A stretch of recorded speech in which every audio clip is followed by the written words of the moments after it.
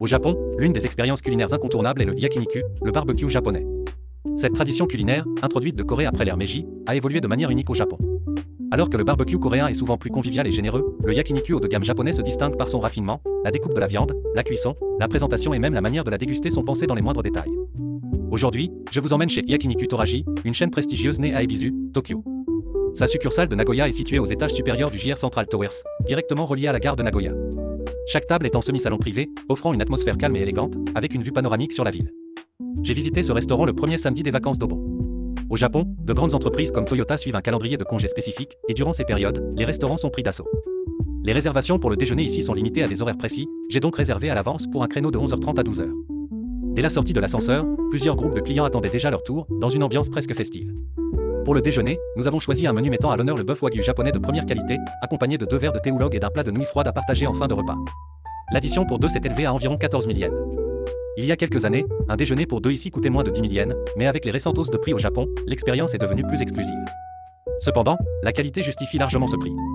La langue de bœuf épaisse avait une texture exceptionnelle, légèrement grillée pour former une croûte dorée tout en conservant un cœur rosé. En mâchant, on sent les sucreries et l'umami se libérer. Le gyokarabi, côte courte, était magnifiquement persillé, fondant en une douceur sucrée à la cuisson. La sauce, subtilement assaisonnée, met en valeur la viande sans la masquer. Cet équilibre à chaque bouchée incarne l'élégance du yakiniku japonais haut de gamme. Les accompagnements, comme le kimchi et le namul légumes assaisonnés, étaient joliment présentés, chacun avec une saveur distincte.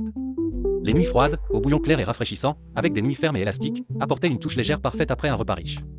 Ce genre de finale rafraîchissante est typique du barbecue japonais haut de gamme.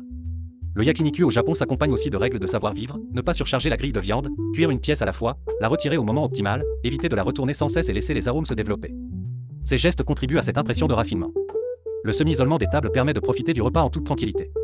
Le service est impeccable, le personnel change la grille au bon moment et débarrasse les assiettes avec discrétion. Cette attention au détail est une autre marque de fabrique de la gastronomie japonaise haut de gamme. Je vis au Japon et j'ai visité plus de 5000 restaurants pour un total de 10 000 repas. Je présente la culture culinaire japonaise et ses restaurants dans 6 langues, j'explique les manières spécifiques au repas japonais, et je fais découvrir des lieux culturels et spirituels. Je publie presque tous les jours, donc si vous prévoyez un voyage au Japon, suivez-moi pour plus de recommandations comme celle-ci. Si vous voulez découvrir comment le yakiniku, originaire de Corée, s'est transformé en une expérience aussi élégante au Japon, Yakiniku Toraji est une excellente porte d'entrée. Surtout pendant les périodes festives comme Obon ou le Nouvel An, c'est une manière inoubliable de célébrer avec vos proches.